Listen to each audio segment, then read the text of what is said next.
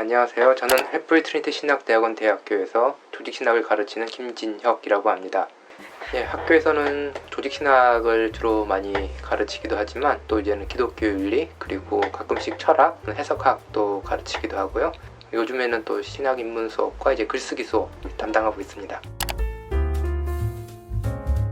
이제 신학과를 지원하기 전에 우연히 이제 신학책 몇 권을 어려운 신학책은 아니고 이제 MDB 학생들 읽을 정도 수준 책을 고등학교 때 그리고 이제 그 이후에 조금은 이제 접했는데, 그러면서 이제 소위 말하는 이제는 교회 강단에서 선포되는 그 말씀과 그리고 신학책 사이에 있는 약간의 이 훈련 속성, 이제 그걸 보면서 왜 그 신학교에서 가르치는 내용 혹은 신학책과 이 강단에서 선포되는 말씀의 차이가 있을까, 그게 궁금해서 신학을 공부하게 됐던, 근데 하다 보니까 이제 재밌어가지고 이제 계속 하게 된 그런 케이스입니다.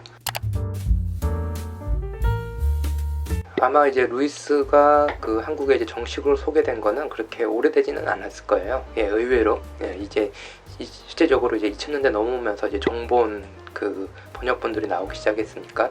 근데 한국에서 이제는 루이스를 이제 주로 소개하는 방식, 이런 게 기독교 변증서 위주로 되어 있었기 때문에, 또 이제 제가 기독교 변증에 그렇게까지 큰 관심을 기울이면서 신학을 하진 않았기 때문에 그래서 루이스의 중요성을 잘 몰랐고, 그리고 그런 상태로 이제는 계속해서 이제 루이스에 대한 선입견, 혹은 이제는 부족한 이해, 그걸 가지고 제가 한 10여 년을 이제 살았었죠. 그러다가 우연히 이제 루이스 집에 살게 됐고, 그러면서 이제 루이스에 대해서 이제 그 제대로 조금씩 배워가면서 조금 이제 미안한 마음이 들었죠. 또 제가 관심 있게 했던 것 중에 하나가 이제는 유럽에서 이제 낭만주의 시대에 일어났던 여러 가지 종교적인 그 다양한 해석들, 이런 것에 관심을 가졌는데, 그 루이스가 또 상당히 이제 낭만주의를 좋아했고, 또 글에 이제 낭만주의적인 그런 정서가 많이 배어 있어요. 한국에서는 그렇게 강조가 되진 않았는데, 제가 추구했던 어떤 낭만주의적인 그런 성향이 있는 혹은 이제 전제가 있는 기독교 내지는 신앙의 모습이 또 루이스에게는 나름 또 흥미롭게 또 재현이 되어 있었기 때문에 이런 면이 있네 라는 걸 발견하면서 조금 더 이제 루이스에 관심을 가지게 됐고, 또 그 다음에 현실적인 이유도 찾을 수 있을 것 같아요. 어떤 학문을 하든 완벽한 학문이란 건 불가능한 상황에서 제일 좋은 공부법 중에 하나는 뭐냐면은 한 사람의 작품을 가능한, 대가 훌륭한 신학자의 작품을 가능한 그 작품을 거의 다 읽어내는 것. 그걸 통해 가지고 세상을 보는 눈이랄까, 아니면은 인간의 삶을 보는 눈이랄까, 아니면은 이제 신비를 이해하는 그 방식을 배우고, 그것을 통해 가지고 이제는 그 자기 신학을 이제 만들어가는 건데, 루이스 같은 경우는 아시다시피 우리나라에서 가장 그 훌륭하신 번역자들이 또 아주 또 좋은 번역을 이렇게 거의 모든 작품을 해놨기 때문에, 그럼 학생들에게 가장 효율적으로 신학을 공부할 수 있는 그 방법을 알려줄 수 있는 사람은 아마 루이스가 아닐까라는 그 현실적인 또 이유도 있었습니다. 사실 루이스 같은 경우도 처음부터 미어 크리스처니티라는 요 제목을 가지고 책을 쓴 건 아니었잖아요. 원래 썼던 글들을 모은 이후에 이미 베스트셀러 된 그 소책자 3권을 다시 모아가지고 순전한 기독교 미어 크리스처니티로 이렇게 이름을 만들어냈기 때문에, 제가 볼 때는 이 형용사 미어를 어떻게 그 이해를 하느냐가 루이스와 그 루이스의 그 책을 이해하는 데 제일 중요하지 않았을까라고 싶습니다. 순전한이라고 했을 때 한국어로는 순수하고 완전한이라는 이 두 뜻이 합해져 있는데, 영어로 했을 때는 그냥 아주 심플하다는 그 의미도 있지만, 또 동시에 그것이 너무 이제 과장되지 않고 이제 담백하게 되었다라는 그런 의미도 들어있기 때문에, 이 순전한이라고 얘기하는 거는 너무나도 많은 해석, 너무나도 많은 적용, 그리고 너무나도 많은 역사적 발전의 궤적, 이것들로 가려져 있었던 기독교의 그냥 가장 순수하고 그리고 가장 기본이 되는 그 모습이 무엇일까에 대해서 이제 알려주는, 제가 볼 때는 아주 적절한 형용사가 아닌가라고 싶고요. 그리고 루이스는 아주 흥미롭게 그 표현을 썼을 때는 뭐냐면은, 이 순전한이라는 표현을 통해 가지고 우리가 가지고 있는 신앙이라든지 삶의 모습이 다양할 수 있다라는 것, 이제 요것을 이제 루이스가 이제 강조를 또다시 했다라는 게, 이전에 있었던 미어라는 단어의 용례에서 루이스가 아주 이것을 또 기독교적으로 아주 흥미롭게 재적용시킨 사례가 아닐까라고 생각이 됩니다. 그래서 그 두 가지 아이디어를 제 책에서도 이제 강조를 하려고 했었습니다. 일단 제 책에서 강조했듯이 이제 상상력, 이성, 신앙 요 세 가지가 다 중요하긴 한데 사실 이 상상력이 어떻게 이성과 신앙에 영향을 끼치느냐 이게 어떻게 보면 루이스의 사상에서 아주 중요한 부분 중에 하나라고 할 수가 있을 것 같습니다. 근데 이전에 루이스에 관한 책들 같은 경우는 상상력에 대해서는 그렇게까지 강조를 하지 않은 경우가 많이 있었고요. 그런데 이제 상상력이 중요한 이유 중에 하나는 뭐냐면은 우리가 늘 익숙하게 보던 그 세계 혹은 이제는 세계를 보던 방식 이것들을 이제 전환시켜 줄 수 있는 그 힘이 바로 이 상상력이기 때문에 그렇죠. 한국에는 그 루이스 대 프로이드라는 제목으로 번역된 책이 있어요. 홍성사에 나온 책이 있는데 제가 이제 미국으로 막 유학을 갔었을 때 이제 그 책이 출판된 지 얼마 안 됐고 이제 다큐멘터리가 이제 나오고 그랬을 텐데 그 다큐멘터리를 보면은 이제 루이스와 프로이드의 삶을 이렇게 재구성을 해놓고 있는데 옥스포드의 모습을 이렇게 다큐멘터리에서 비춰주는데 그 루이스 역할을 맡은 배우가 이제는 그 옥스포드의 그 아름다운 자연 속에서 걸어가는 모습을 보고 그때 이제 제가 루이스를 보는 관점이 크게 바뀌었다라고 할 수가 있어요. 저런 데서 저렇게 살았던 사람이구나. 내가 책으로 봤던 루이스와는 완전히 다른 사람이구나 라고 그런 저 나름대로 이제 경험이 있었죠. 예, 처음으로 이제는 실제 옥스포드라는 데서 루이스한 사람이 있는 모습을 보면서 제 루이스를 보던 상상력이 급격하게 변화되면서 이제 루이스를 긍정적으로 보게 된 거죠. 또 다른 하나의 경험은 뭐냐면은 이제 박사 논문을 쓰다가 잘 쓰고 있다가 그 한 챕터의 마지막 장 하나를 이제 한 문장 내지는 이제 두 문장만 더 쓰면 이제 끝날 것 같은데 거기서 그냥 이제 딱 멈추고 글을 더 이상 못 쓰겠는 거예요. 그래서 그 상태로 한 1년을 그냥 허송세월을 했죠. 그러고 있다가 그 연구원으로 이제 독일에 가게 됐는데 독일에 가게 돼서 그 제 박사 논문 주제와 관계되어 있는 지역에 가서 나치들에 의해서 불탄 회당을 제가 방문을 했던 거죠. 그래서 그 회당에 가서 불타 있는 흔적들을 보고 그날 밤에 와서 논문을 거의 다 끝냈어요. 그 뭐냐면 이제 기존에 제가 가지고 있었던 그 여러 생각들이 막혀 있었는데 실질적으로 그곳에 가고 그것이 제 상상력에 영향을 주면서 제 막혀 있던 것들을 이제 풀어줬던 그런 1년 동안 막혀 있던 것을 순식간에 풀어준 경험을 하게 된 거죠. 그렇기 때문에 이제는 저 역시 이제는 상상력이 변했을 때 우리가 가지고 있었던 생각이 얼마나 더 유연해지고 확장이 되고 교정이 될 수 있는지 제가 공부하는 과정 중에 그것도 경험을 했기 때문에 아마 이 루이스가 겪었던 상상력의 세례 내지는 회심 거기에 제가 많이 관심을 기울이지 않았을까라고 생각이 듭니다. 특별히 제 책에서는 강조를 하지 않았는데 그 루이스의 삶에 있어서 이제는 여러 가지 그 중요한 변화 계기 중에 하나는 세계대전 참전이었거든요. 아무래도 이제는 살아남아서 돌아왔다는 것 자체는 사람에게 엄청난 죄책감을 안겨줬던 그리고 많은 전기 작가들이 얘기했듯이 그 루이스에게 있는 근원적인 죄책감이 루이스의 특이한 삶을 이제 만드는데 큰 역할을 했다라고도 말씀하시는데 저도 거기에 동의하는 바이고요. 근데 이제 루이스가 그 전쟁 전후로 봤을 때 상당히 많이 달라진 것 중에 하나는 뭐냐면은 난센스를 품는 능력. 그러니까 이때까지는 합리주의 교육을 받았기 때문에 이제 무신론자가 되는 그런 길을 걸었다면은 그 전쟁이란 것은 사실 인간이 보여줄 수 있는 광기와 비합리성의 극치이잖아요. 거기서 이제는 그 합리성과는 다른 의미에서 삶을 이해하는 그런 부분을 이제 배웠다라고 할 수 있을 것 같고요.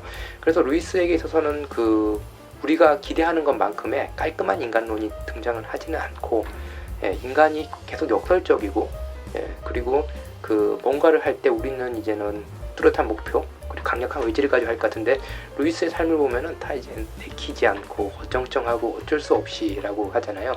이제 그게 이제 루이스의 인간론에서 아주 중요한 부분이 아닌가라고 저는 생각을 합니다. 루이스 같은 경우 그런데 기독교 변증가로서 혹은 야동문학가로서 큰 역할을 할 수 있었던 이유 중에 하나는 뭐냐면은 자기가 스스로 뭔가를 계획하고 그것을 이루려고 이제 강한 의지 그 작심삼일 이런 것을 내가 이겨내야 된다라고 하면서 이제 강한 의지를 가지고 삶을 계획한 게 아니라 보면 루이스 삶에서는 계속해서 누군가가 이것 좀 해줘 그것 좀 해줘 라고 했을 때 거기에 대해서 반응을 하면서 그렇지만 이제 자기가 가지고 있었던 그 나름대로 좋은 자원이 있었기 때문에 그 아주 좋은 반응 좋은 응답을 해낼 수가 있었겠죠. 이제 그것이 이제 그 루이스의 삶에 있어서 아주 독특한 점이고 거기서 기여가 나오지 않았을까. 루이스의 성경관이 독특한 건 사실이죠. 독특한 만큼 또 이제는 잘못 이해되기도 쉽고, 또 동시에 전문 신학자 내지는 이제 성서학자가 아니었기 때문에 또 아주 잘 만들어진 성서론을 또 제시한 사람도 아니라고도 할 수가 있겠습니다. 근데 그 루이스의 성서 이해에서 아주 중요한 부분 중에 하나는 아구스티누스의 성서 이해와 조금 비슷하다라고도 볼 수 있는데, 그 아구스티누스 같은 경우는 그 진리는 너무나도 이제 신비롭기 때문에 누구도 이제는 완벽하게 진리를 소유하거나 이제 설명할 수 없고, 제일 중요한 거는 성경을 읽을 때 완벽하게 해석하려는 강박이 아니라 믿음, 소망, 사랑을 가지고 성경을 읽고, 그리고 믿음, 소망, 사랑의 덕을 실천할 수 있는 그리스도인으로 자라날 수 있게 하는 것이 이제는 성경론에서 제일 중요한 부분이다 라고도 할 수 있겠죠. 루이스 역시 약간 그런 부분이 있지 않나 라고 저는 생각이 되고요. 근데 이제 루이스의 성서론이 또 주는 제일 중요한 도전 중에 하나는, 제가 쓴 표현은 뭐냐면은 성경을 이제 우둘투둘한 텍스트로 이렇게 봤다라는 거잖아요. 그건 뭐냐면은 여러 가지 그 인간적인 자료들, 고대에 있었던 문학 장르라든지, 그 심지어 시편 같은 경우는 시편 저자들이 가지고 있었던 원한, 증오심 이런 것까지 성경의 그 재료로 쓰였단 말이죠. 여전히 이제 서로 충돌하는 듯한, 풀리지 않는 그런 우두투두함을 갖고 있는데, 사실 이제 고속도로를 달릴 때는 저희가 빨리 달려도 되죠. 빨리 달려도 되고 정확한 그 도착 시간, 그리고 정확한 그 목적지 이렇게 나오지만, 이 포장이 되지 않는 도로를 달릴 때 이제 빨리 달리게 되면은 어떻게 되냐면 차가 막아지죠. 마찬가지로 이제는 성경도 이제는 우두투두한 텍스트라는 걸 볼 때 그것을 너무 빨리 읽고 내가 정해진 시간에 맞춰서 읽어야 되고, 내가 정해진 목표를 향해서 가기 위해서 성경을 마치 이제 고속도로 달리듯이 그렇게 읽게 됐을 때는 오히려 성경이 우리를 그리스도인으로서 형성을 하는 것이 아니라 우리를 더 이상하게 만들어버리는 텍스트가 될 수 있다라는 거죠. 빨리 읽고 정해진 목표만큼 읽고 그런 것도 중요하겠지만, 또 성경이 가지고 있는 우두투두함, 이제 그 특성을 또 잘 살리면서 읽는 것이 중요하지 않을까라는 게 이제 루이스에게서 저희가 배울 수 있는 중요한 지혜가 아닐까 싶습니다. 성경이 인간적이라고 얘기했을 때 일반적으로 사람들 생각을 할 때 뭐냐면은, 그래서 성경은 그래서 인간 저자가 썼고 성경에 너무나도 많은 그 문화적인 요소, 문학적인 요소가 있다라는 걸 말하는 거 아니냐라고 하는데, 루이스에게 성경은 인간적이라고 했을 때는 뭐냐면은, 하나님이 인간의 특성에 맞게 하나님이 계시를 해주셨다 라는 그런 의미에서 루이스는 더 인간적이라는 뜻을 강조를 했다라고도 할 수가 있죠. 인간이 가지고 있는 삶의 역설, 그리고 지식의 한계, 그리고 문화적인 다양성, 이런 것들을 맞게 하나님께서 자기를 계시했다라는 의미에서도 성경은 이제 인간적이다라고도 할 수가 있고, 그런 의미에서 하나님께서 자기를 알려주신 그 방식 자체를 무시하고 성경을 너무나도 높은 인간적인 것이 없는 신적인 계시처럼 보는 것은 오히려 이제 하나님께서 우리에게 자신을 알고 싶으시 하시는 그 방식 그 자체를 너무 이제 우리가 귀중하게 혹은 심각하게 생각하지 않는 것은 아닌가라는 그런 질문도 가능하다고 봅니다. 루이스의 인간론 중에 이제 제일 심오한 부분 중에 하나는 뭐냐면은, 인간이 이제 상상력 없이는 살 수 없는 존재이고, 또 상상력이 이제는 그 가장 영향을 많이 받는 그 힘 중에 하나는 뭐냐면은 인간의 욕망이라는 부분이죠. 그렇기 때문에 인간이 욕망의 존재이고, 그리고 욕망은 특정한 대상을 가지고 있고, 그런 의미에서 저희의 상상력은 어떤 식으로든 이제는 그 우리에게 그 삶의 모습들을 이제는 그 내가 바라는 방식으로 이제 그려내게 되는 게 인간으로서 죄인이라서가 아니라 인간으로서 자연스러운 그런 모습 중에 하나이죠. 근데 이제는 또 저희가 이제 또 생각해봐야 될 것 중에 하나가 뭐냐면은, 프로이드 이후에 이제는 저희가 사람들을 생각하는 방식이 상당히 많이 바뀌었다라는 거죠. 프로이드 같은 경우는 이제 방어 기제 중에 하나로 환상이란 것을 얘기를 하고 있죠. 그건 뭐냐면은, 인간이 현실에서 채워지지 않은 욕구를 해소하기 위해서, 충족시키기 위해서 그 상상의 영역에서 그것을 이제 해소하는 방식을 이제는 환상이라고 프로이드가 얘기를 했는데요. 루이스는 이제 프로이드가 가지고 있었던 그 환상에 대한 이해를 상당 부분 수용을 한 거는 이제 루이스의 이제 문학 비평 글들을 보면은 이제는 알 수가 있는데요. 만약에 사람이 환상을 가질 수밖에 없는 존재라면은 루이스 입장에서 이렇게 질문할 수가 있겠죠. 왜 선하신 하나님이 사람에게 환상을 가지고 살게 했을까? 이 질문이 이제 가능하겠죠. 단지 상상력이 아니라 상상력이 만들어내는 세계에 대한 나에 대한 환상이 있을 수밖에 없다면은, 환상에 대해서 어떤 그리스도인과 같이 그리스도인의 상상이라면은, 예를 들면은 우리가 환상을 통해 가지고 더 그리스도인으로서 풍성한 삶을 살 수 있는 중요한 역할을 할 수 있는 그런 환상이 있을 거고, 또 동시에 그렇지 못하고 우리의 삶은 오히려 파괴하는 환상이 있을 수 있을 것이다 라고 할 수가 있겠죠. 그래서 루이스 같은 경우는 그 이 두 가지를 이제는 성사기라는 표현을 가지고 이제는 설명을 했다라고 저는 이제 생각이 들었고요. 이제 그거는 이제는 루이스 이제 문학 비평 책을 보면 나오게 돼서 그거를 이제 그 루이스의 전체 그 글쓰기 프로젝트와 제가 좀 연결을 시켜서 이제 결론 부분에서 이야기를 해봤습니다. 그래서 어쩔 수 없이 인간이 이제는 환상을 가지고 살 수밖에 없는 존재라면 어떻게 하면 그 환상이 우리의 삶을 더 풍요롭게 해줄까라는 그 근본 질문을 돌아봤을 때 인간의 욕망은 여러 방향으로 움직이지만 크게 이제 두 가지로 이제 생각을 할 수가 있겠죠. 그 하나는 뭐냐면은 자기 자신에 이제는 충족되지 않는 그런 욕구를 어떤 식으로든 실현시키거나 만족시키는 방식으로 움직이는 환상이 있을 거고, 다른 하나는 뭐냐면은 이 자기 중심성이 만들어내는 그 여러 가지 폐해를 혹은 이제는 위험성을 극복할 수 있는 형태로 작용하는 환상이 있을 건데, 루이스는 이 자기 중심성을 극복할 수 있는 환상이 무엇일까라고 생각을 했고요.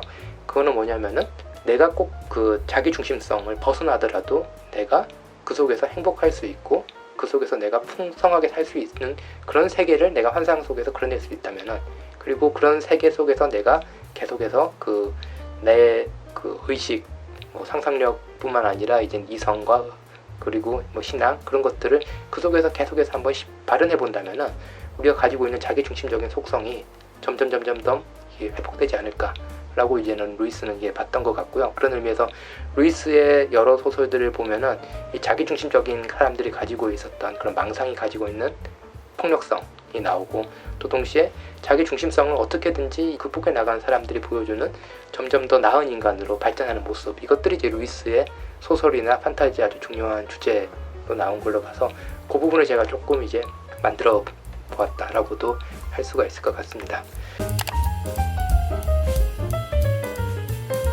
네, 저는 루이스 작품 중에 루이스 본인 또 최고로, 자신의 작품 중 최고로 이제는 거론했던, 그리고 저 개인적으로도 루이스가 정말 이 소설가로서 재능이 정말 뛰어나다라고 느꼈던 작품은 우리가 얼굴을 찾을 때까지라는 이 작품입니다. 자기 아내에게 헌정했던 작품이기도 하고요. 이제 좀 더 기독교적인 작품을 원하시는 분도 있을 것 같아요. 루이스의 작품들이 기독교 변종 주로 했던 1940년대 작품들이 있고 1950년대 이후에 또 이제 다른 모습으로 이제는 글의 스타일이 기독교 서적도 약간 변화하게 되는데, 그 중에서 제가 제일 재밌게 그리고 높게 평가했던 작품은 시편 사색입니다.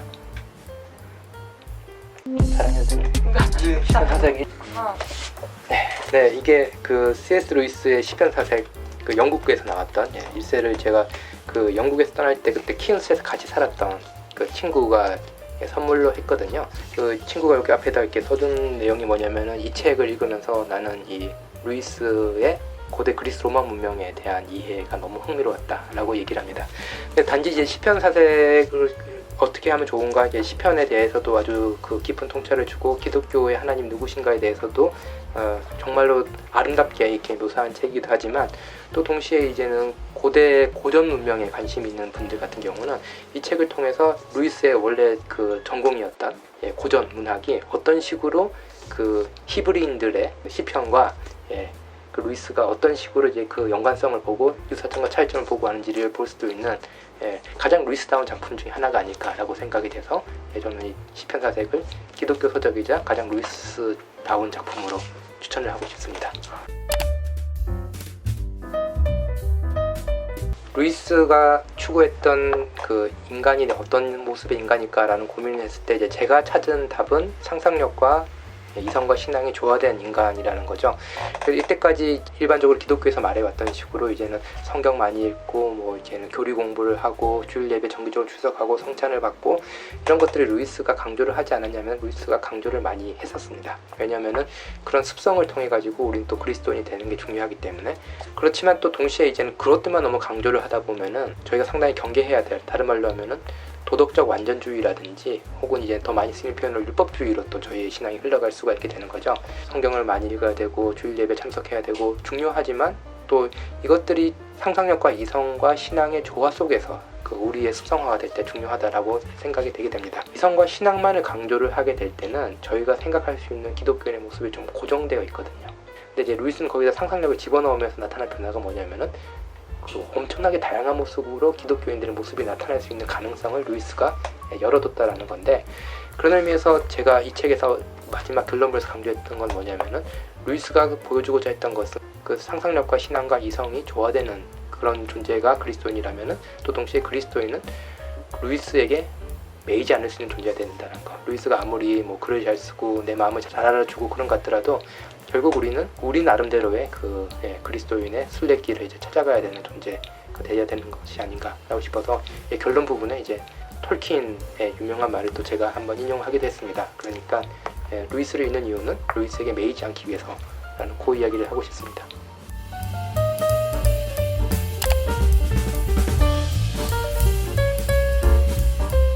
최근에 읽은 책.